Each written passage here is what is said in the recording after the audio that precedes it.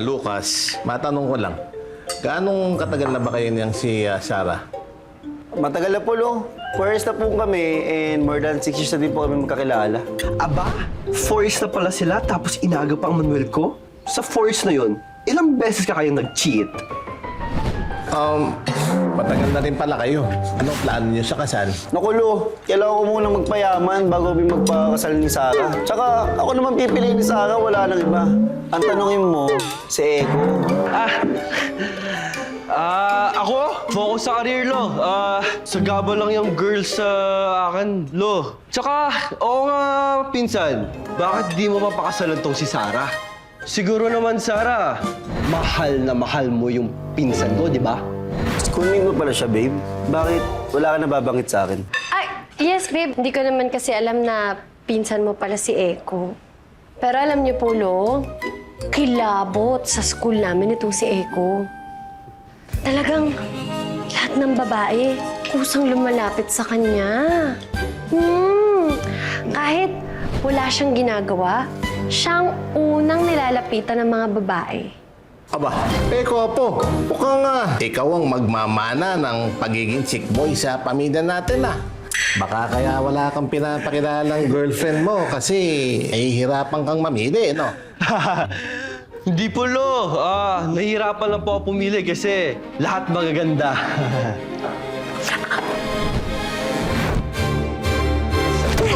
Aray! Ano yun? Ay, may pusa po yata, Lo. Pusa? Galing sa labas, pusang ligaw. Pusa? Pusang ligaw? Pusang ligaw? Wala naman. Hello, kain na po, Lo. Ano po Sabi ba sa'yo tayo? kasi kainin mo yan. Ikaw naman kain ka ng kain. Ito, Lo, sa'yo. Hoy, cheater! Anong ginagawa mo, ha? Gusto mo talaga ipahamak, ano? Chill. Teka lang, Tex. Ano ba nun? Ikaw ang bida. Chick boy ng pamilya. Hindi nila alam. Chick na, boy pa. 2 in 1. Ang galing mo talaga. Ay, wow, talaga.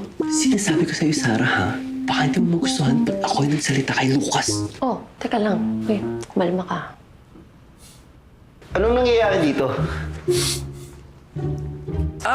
Wala insan, bro. Excuse lang, ha?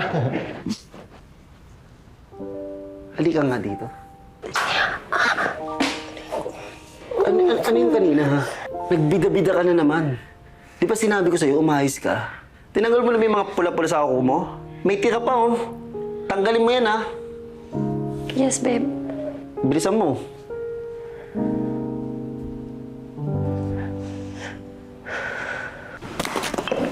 Aba, Lucas po. Bay mo kang lumalakas pa yung braso mo Isang wasiwas lang. Hati agad yung kahoy. Magaling! Siyempre, Lo. Bata ka ata to sa gym. Diba? Oh, at ikaw naman, Eko. Hanggang ngayon ba? Ikaw pa rin ang huli sa padamihan ng pagsisibak ng kahoy? Oo nga, Eko. Ang lamya-lamya mo pa din. Tsaka, ba't balot na balot ka dyan? Hubatin mo na yung damit mo para lumabas yung pawis mo. Tsaka, parang di ka naman lalaki yan. Oo nga, Eko, apo. Magubad ka na at baka mamaya madudumihan lang yung damit mo. Hubad? Seryoso ba to? Allergic? Di ko kaya, ha? Hindi pwede, bro, eh. May allergy kasi ako. Baka lumala pag nahanginan. Sige, sige. Hamo na yan. Lakasan mo na lang yung asiwas mo at nang marami kang masibak na kahoy. Apollo, hindi carry. Hindi ko yata matalimtong palakol, eh. Paano ba yan, Eko? Tapos na ako. Kulelat ka na naman. Ay, sus. Kala mo yapi, biyerda. Sira pa yata aking soft and smooth hands. O, paano, Eko? Uli ka na naman sa ranggo. Alam mo na ibig sabihin yan. Ikaw ang magsasahing. O, paano? Mauna na kami sa loob.